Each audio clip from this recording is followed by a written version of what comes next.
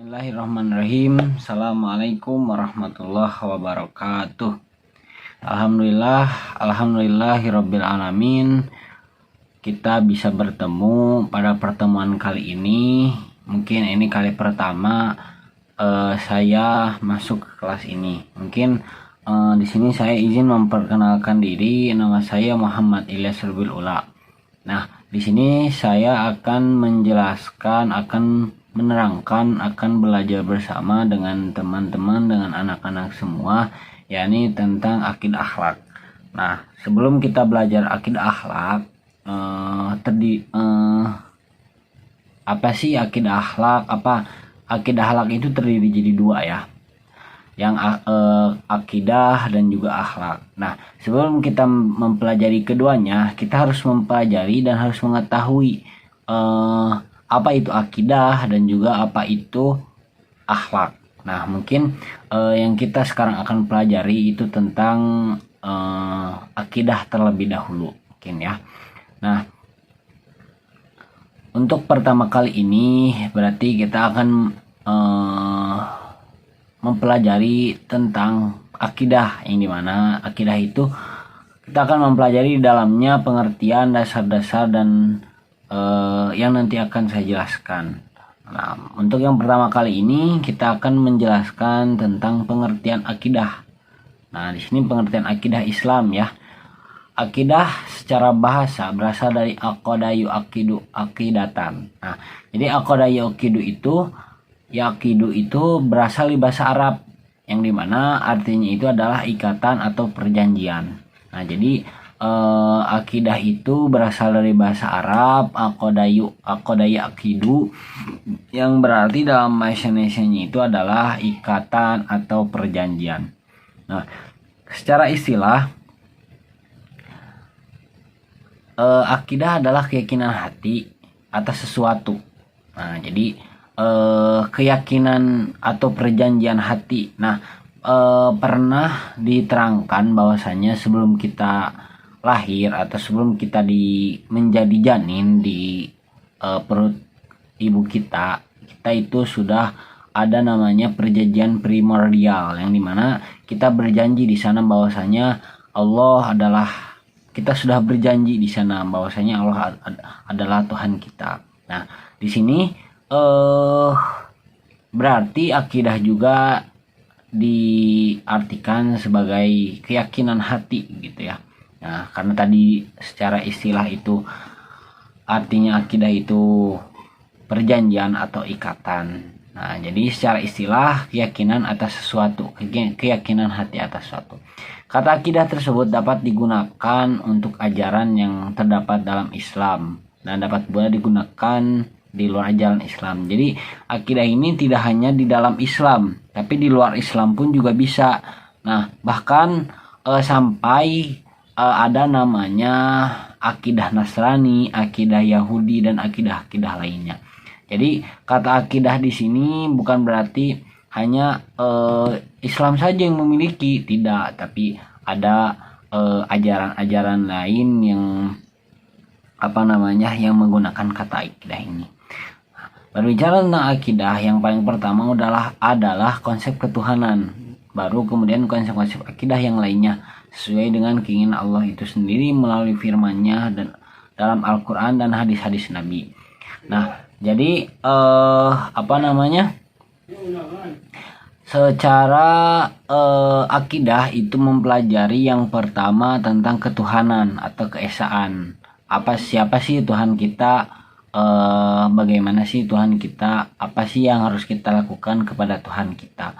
Nah, itu yang terkait di dalam akidah. Kemudian setelah akidah baru konsep-konsep akidah. Nah, yang dimana nanti disesuaikan dengan Al-Quran, dengan dalil-dalil yang ada di Al-Quran, dan juga hadis-hadis yang hadis-hadis Nabi gitu ya, hadis-hadis Nabi Muhammad SAW dan sahabat-sahabatnya. Ketika seseorang berakidah Islam, maka pondasi awal untuk membangun akidah ini keyakinannya adalah keyakinan terhadap Allah sebagai Tuhan yang wajib disembah, Maha Esa, pencipta, pengatur, dan semesta. Nah, jadi sebagaimana kita ketahui tadi bahwasanya akidah itu berbicara tentang, yang pertama berbicara tentang ketuhanan, baru nanti selanjutnya itu akan dipelajari. Tapi yang pertama dan yang paling utama dalam akidah ini adalah ketuhanan. Nah, di sini ketika seseorang belajar akidah, maka membangun fondasi atas keyakinannya kepada Allah, kemudian juga mengetahui keesaannya, penciptaannya, dan pengatur alam semesta, yang dimana itu adalah fondasi ataupun suatu yang paling utama dalam mempelajari akidah. Kemudian terdapat dalil yang sebagaimana Allah berfirman gitu ya. Oleh karena itu misi pertama yang diemban oleh tiap rasul disampaikan kepada umat manusia. Nah, jadi setiap rasul itu mempunyai amanat ataupun tanggung jawab yang harus disampaikan kepada umat-umatnya, yang tertulis dalam Al-Qur'an sebagaimana firman Allah Subhanahu wa taala di Quran Surat An-Nahl ayat 36 yang berartikan, dan sesungguhnya kami telah mengutus Rasul pada tiap umat untuk menyerukan sembahlah Allah saja dan jauhkanlah tauhid itu. Maka di antara umat itu ada orang-orang yang diberi petunjuk oleh Allah, ada pula yang diantaranya orang-orang yang telah pasti kesesatannya baginya. Mereka berjalan di muka bumi dan perhatikan bagaimana kesudahan orang-orang yang mendustakan. Nah, jadi tugas Rasul di setiap jenjang ataupun di setiap periode-periodenya itu mempunyai amanah dan tanggung jawab, nih, di mana meluruskan umat-umatnya, menyeru umat-umatnya kepada hal-hal yang baik, yang dimana ketika kita menyeru kepada hal-hal yang baik itu tidak harus pasti adanya yang tidak mengikuti kita, berbeda pemikiran dengan kita. Nah, maka dari itu pasti di Allah berfirman, maka lihatlah orang-orang yang berjalan di selain jalannya Allah, maka orang-orang itu adalah orang-orang yang musyrik. Jadi sudah dijelaskan di dalam surat An-Nahl ayat 36. Nah, begitulah konsep ketuhanan yang diyakini oleh seorang yang mengaku berakidah Islam. Nah, jadi konsep pertama yang harus kita pelajari dalam akidah adalah konsep ketuhanan, mengetahui yang Maha Esa, pencipta, dan juga yang lainnya. Nah, kemudian kita lanjut kepada poin yang kedua. Ini ada dasar-dasar akidah Islam. Nah, dasar-dasar akidah Islam ini ada dua, ya, ada dua. Nah, yang pertama sudah kita ketahui Al-Quran dan hadis, yang dimana Al-Quran ini adalah tuntutan utama, dan juga hadis ini adalah utama juga. Namun ketika kita tidak menemukan sesuatu yang ada dalam Al-Quran, maka kita harus mencari dalam hadis. Nah, akidah Islam adalah sesuatu yang bersifat taufiki. Nah, apa sih sifat taufiki ini? Sifat taufiki ini adalah suatu ajaran yang hanya dapat ditetapkan dengan adanya dalil dari Allah Subhanahu wa taala. Nah, jadi tauqifi ya, bukan taufiki. Tauqifi ini adalah artinya ajaran-ajaran yang dimana ditetapkan suatu dalil-dalil dengan adanya dalil-dalil dari Allah dan juga Rasul. Maka sumber ajaran akidah Islam berlandaskan pada Al-Quran dan Sunnah. Karena tidak ada yang lebih tahu tentang Allah kecuali Allah itu sendiri, kemudian Rasulullah SAW. Nah, jadi sumber ajaran akidah yang paling utama adalah Al-Quran dan hadis, yang dimana tidak ada yang lebih tahu tentang kebenaran kecuali Allah itu sendiri dan juga Rasulullah SAW. Nah,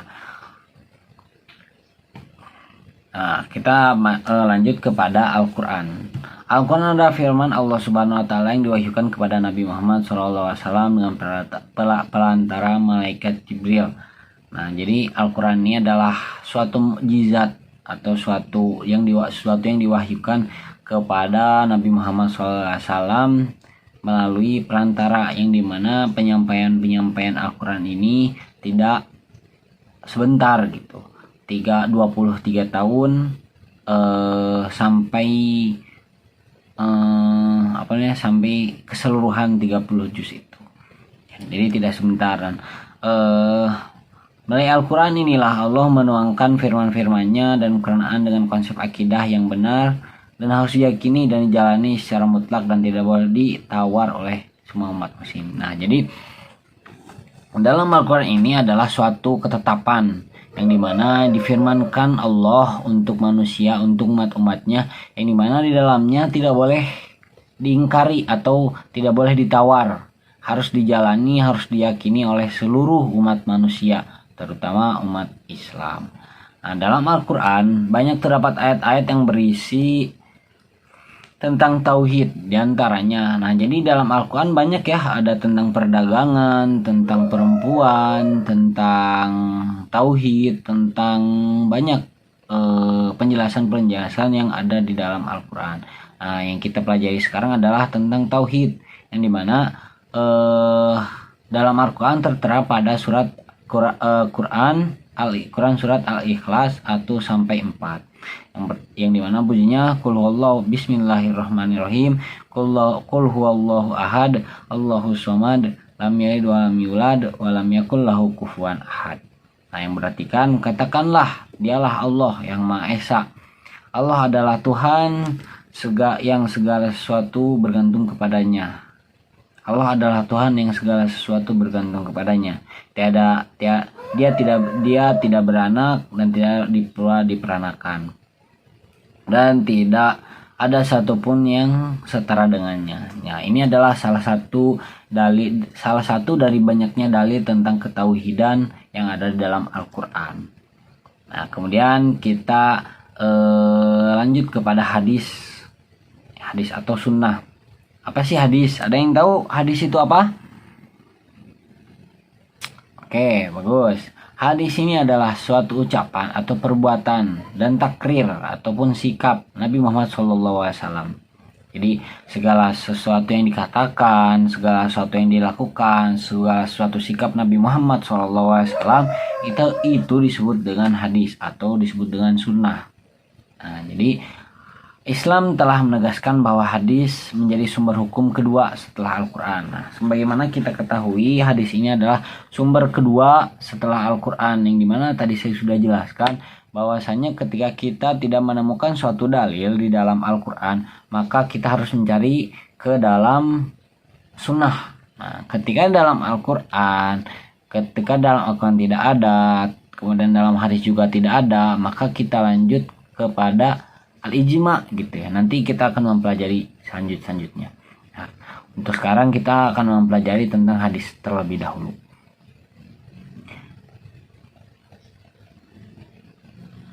Baik sumber akidah maupun dalam persoalan hidup. Nah, jadi akidah ini bukan hanya hadis ini atau sunnah ini bukan hanya persoalan tentang akidah saja begitu ya. Namun persoalan tentang hidup juga ada tertera di dalam hadis ini. Hal ini dikarenakan semua yang disandarkan kepada Nabi adalah wahyu dari Allah. Nah, jadi bukan sekadar memperturutkan hawa nafsu saja. Jadi apa-apa saja yang tertera dalam hadis itu bukan hanya semena-mena ingin melakukan, semena-mena ingin bersikap seperti ini, tidak. Namun apa saja yang dilakukan, apa saja yang diperbuat, apa saja yang dikatakan oleh Muhammad SAW itu wahyu dari Allah Subhanahu Wa Taala, bukan sekedar hanya untuk mengisi memuaskan hawa nafsu. Nah, sebagaimana contoh dari salah satu hadis, yakni adalah bukan hadis ya, mungkin dalam Al-Quran itu. wa ma yantiqu anil hawa in huwa illa wahyuha. Nah, Quran surat An-Najm 3-4. Dan tidaklah yang diucapkannya itu menurut kemauan hawa nafsunya.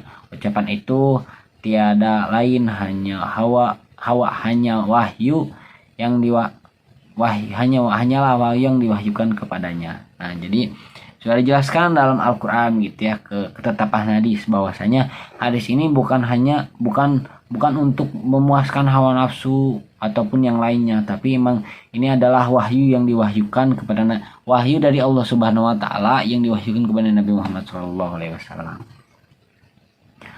Mungkin untuk selanjutnya ada tujuan ya.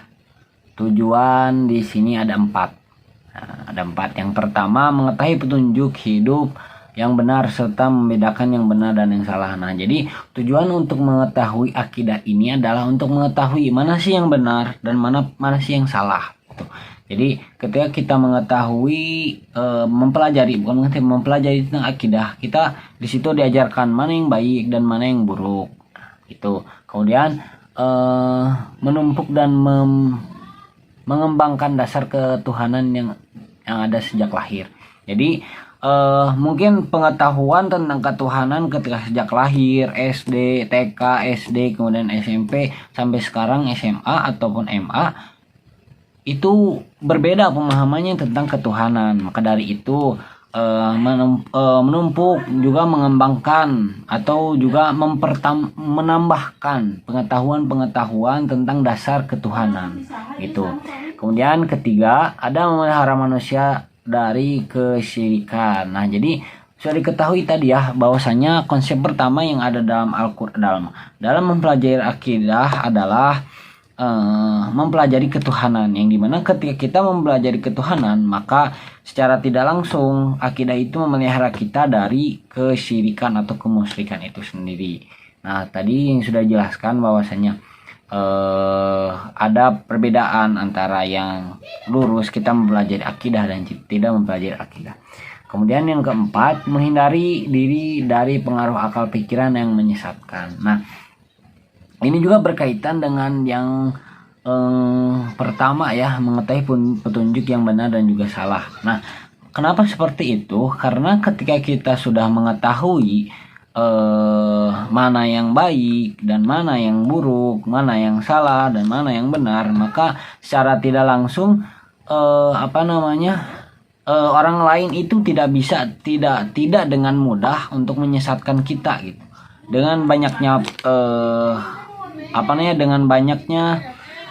dengan banyaknya ilmu yang kita dapat, dengan banyaknya pengetahuan yang kita dapat entah dari guru ataupun dari teman-teman yang mengajari kita tentang akidah, itu secara tidak langsung memelihara ataupun menghindari kesesatan dari orang-orang yang ingin kita ikut tersesat kepada mereka.